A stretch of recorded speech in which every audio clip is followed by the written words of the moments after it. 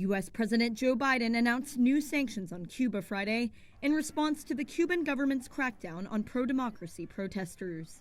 The U.S. Treasury Department said the sanctions, which appeared to be largely symbolic, would target 2 Cuban police force leaders, as well as the Cuban Interior Ministry's National Police Force.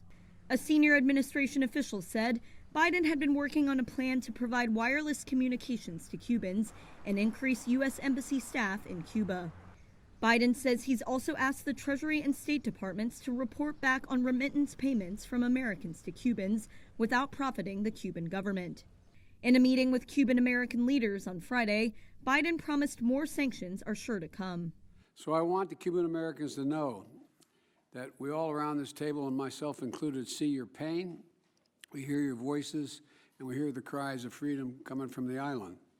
The United States is taking a concerted action to bolster the cause of the Cuban people. Cuban President Miguel Diaz-Canel has blamed the unrest on the U.S., which has tightened its decades-old trade embargo on the island in recent years. Last week, the U.S. Treasury announced sanctions on Cuba's defense minister and an Interior Ministry Special Forces unit over allegations of human rights abuses in the crackdown following the protests, which saw hundreds of activists detained.